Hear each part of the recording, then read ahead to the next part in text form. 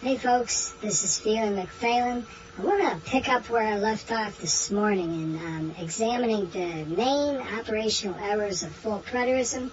I was teaching some typology this morning, and I just wanted to say thanks to everyone who stopped by the channel, left your thoughts, your perspectives, and your comments. Thanks also for the subscriptions. You know, what I want to do with this channel is I want to make it as friendly as possible to people who are either former full preterists or who are thinking about leaving the system. Don't want it to be so much polemical as that someone's going to say, well, oh, these are, the bad futurists against the, the good preterists, or, it's going to be an us against them scenario. I want to kind of keep it to where, it's an open forum and anybody can really give their views, but I don't, I've actually asked a couple of guys like House and a couple of others to actually refrain from commenting on my channel because they're great guys. They've got a lot of great insight, but a lot of they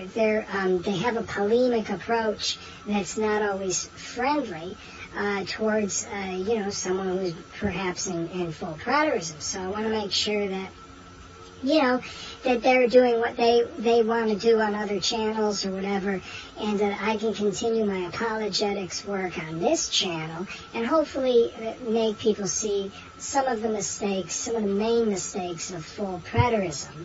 I'm basically trying to present alternative options to people who are thinking or having doubts or thinking of leaving full preterism, and that's great. But we need some alternative options, right? So that's basically what I'm doing.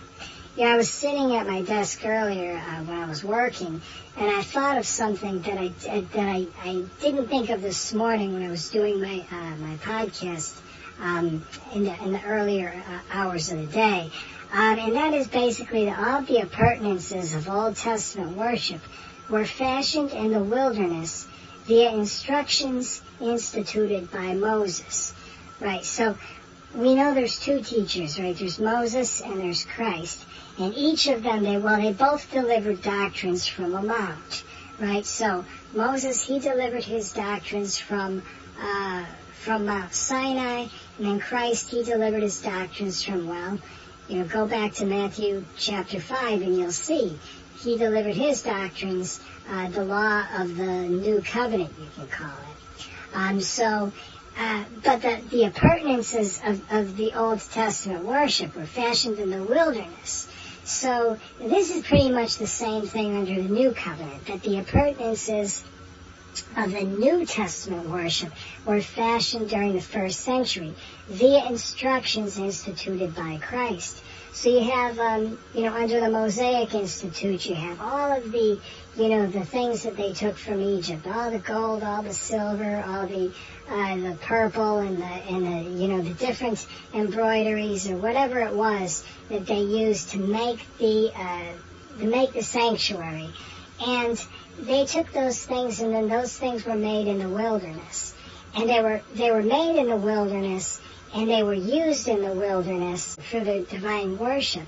But the thing about it is, they were brought into the land when they went into Canaan. They took those things into the land. They didn't leave them at the edge of the wilderness. They didn't leave them at the edge of Jordan before they passed over, saying, hey, we need to drop all this stuff here because this stuff was only good for the wilderness. This stuff, we don't need this when we enter the land. They didn't think that way.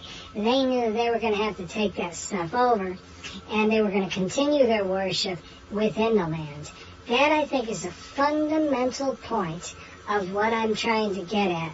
The fundamental aspect of these typological relations.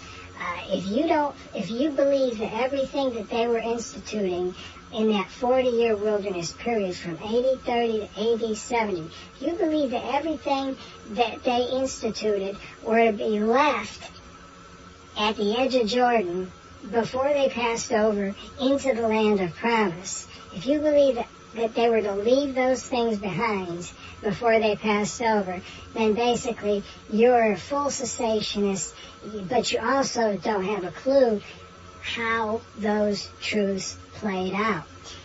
History shows us that divine worship that was instituted during that 40-year period was carried over beyond AD 70. So we already have historical corroboration of the fact that Christianity did continue in a very similar form to that of the first century. And of course, sure, worship can get corrupted over time. I mean, we saw that. You can read that in the Bible. When they passed over into the land, worship gradually did become corrupted. But there were also restorations that took place from time to time where the pure religion was restored. So, this is no different from New Covenant truth, where, of course, the church entered the land, so to speak, in AD 70, but we also know that the worship was the same, that the spiritual truths and doctrines were pretty much the same, and also that they could become corrupted over time, and it was our business as Christians to restore that pure worship, to apply the gospel, not the law, to the nations of the world. So, it's just a simple matter of typology. I'm not a great, teacher or anything like that, but I've studied a lot of these things over the years, and I think I know what I'm talking about when I say that there is a correspondence between that 40-year period, as Paul even writes, or he hints at, in 1 Corinthians chapter 10.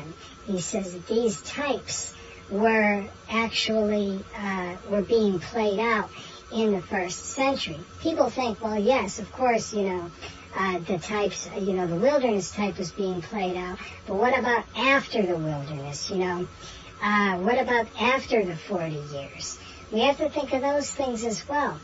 My friend Paul, whom I referred to this morning, he actually believes that there's a difference between the Davidic age and the Solomonic age. And we can get into that as we move along.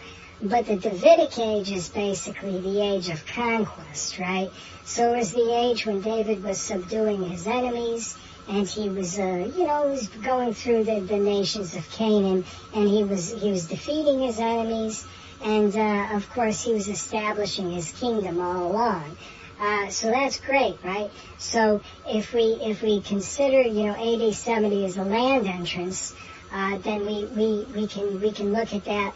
We can look at Christian history, and we can see a correspondence and say, hey, that's pretty true of the Christian dispensation, the gospel dispensation. That yes, we have been making steady conquest. Well, of course, we've lost a few rounds too, but we've always been making progress, unless we've adopted the ways of the nations and bowed to their gods, which is a different story. That's when we start to lose ground. But all these enemies are being gradually subdued through the gospel, and whether we win or whether we lose, it's still the same divine administration. It's still the same principles that are underlying all of these things. So just wanted to bring that out as clearly as I could. And of course, we'll talk more about these things hopefully tomorrow. I just wanted to present those truths as best I could. Thanks again for your feedback. Continue to send your feedback my way, and hopefully we can get some more of these out of the can this week. Thanks again. Have a great evening.